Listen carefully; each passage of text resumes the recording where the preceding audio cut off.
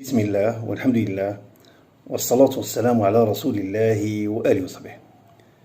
كنا مع قول الله عز وجل: لقد حق القول على أكثرهم فهم لا يؤمنون. وتأتي الآيات لتبين لما لا يؤمنون.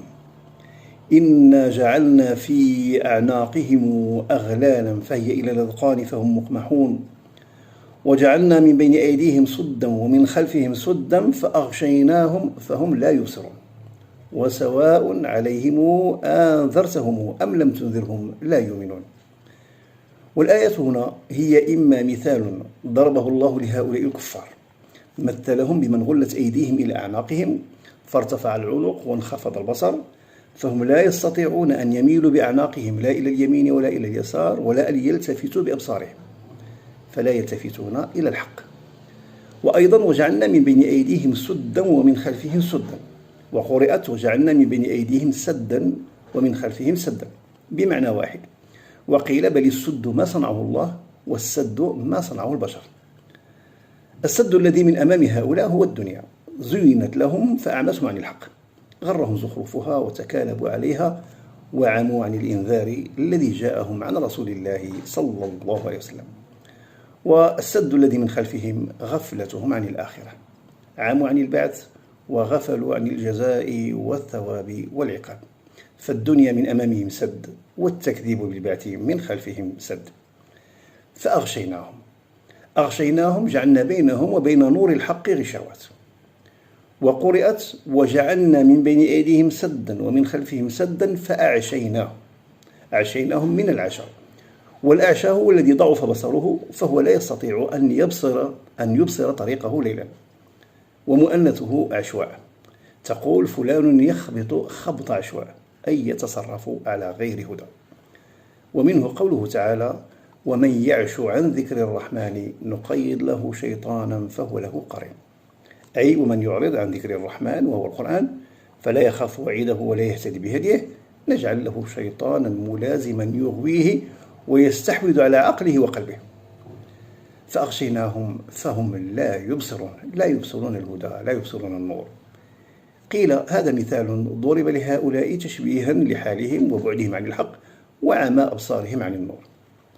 وقيل بل هو إخبار عن حالهم يوم القيامة: إنا جعلنا في أعناقهم أغلالا فهي إلى الأذقان فهم مقمحون.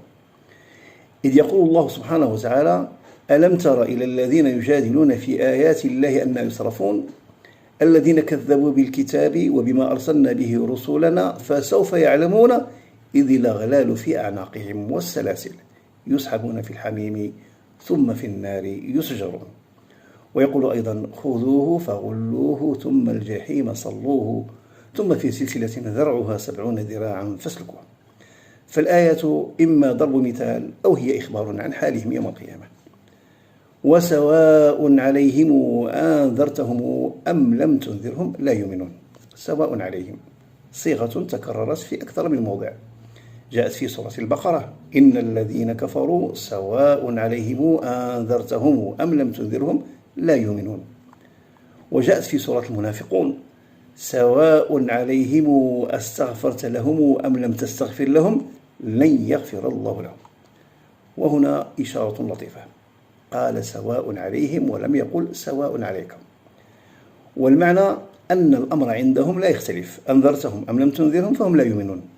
أما لو قال سواء عليك فما استفاد رسول الله صلى الله عليه وسلم من الإنذار شيئا ولم يحصل له من ذلك أجر ولا ثواب، بل إن لم ينذر فسيكون في ذلك قد عصى أمر الله.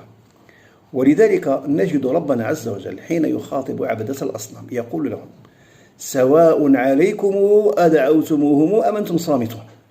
ليس سواء على الأصنام بل سواء على الذين يدعون الأصنام، فإن ذلك لن يفيدهم في شيء، كقول الكفار يوم القيامة: سواء علينا أجزعنا أم صبرنا ما لنا من محيص. وهنا مسألة، فالرسل مكلفون بالإبلاغ ولهم ثواب وأجر على أدائهم لمهمة الإبلاغ، سواء آمن من وصلتهم الرسالة أم لم يؤمنوا، فما على الرسول إلا البلاغ.